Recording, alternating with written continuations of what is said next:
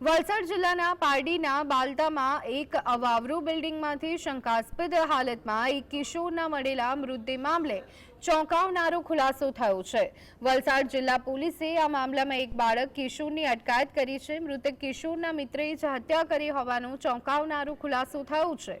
પોલીસની પ્રાથમિક તપાસમાં બહાર આવ્યું કે મૃતક કિશોર અને હત્યા કરનાર કિશોર બંને મિત્રો હતા। હત્યા કરનાર કિશોરના હાથથી મૃતકના મોબાઈલની સ્ક્રીન તૂટી ગઈ હતી। આથી મૃતક અવારનવાર તૂટેલી સ્ક્રીનને રિપેરિંગ કરવા માટે મિત્ર પાસેથી રૂપિયાની માંગ કરતો હતો, જે નહીં આપતા મૃતકે મિત્રના ઘરે જઈ અને તેની મમ્મીને જાણ કરતા તેના મમ્મીએ હત્યા કરનાર કિશોરને માર માર્યો હતો।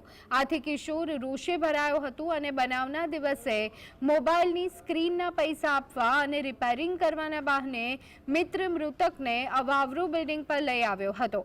ત્યારબાદ મૃતકને ચોથા માળથી નીચે મારી અને બિલ્ડિંગના લિફ્ટના ખાડામાં ફેંક્યો હતો। ત્યારબાદ નીચે આવી અને તેના પર ઉપરા છાપરી ઈંટોના ઘા કરી મૃતદેહને ઈંટો નીચે દબાવ્યો હતો અને ઉપર જાડી ઝાખરા નાખી ત્યાંથી ફરાર થઈ ગયો હતો।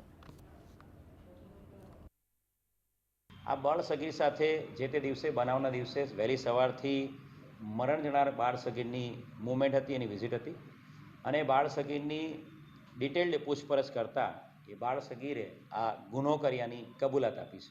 જે બાળ સગીર છે એ જ વિસ્તારમાં, પારડી વિસ્તારમાં જ રહે છે અને એ બાળ સગીર આ મરણ જનાર બાળ સગીરનો મિત્ર જ છે।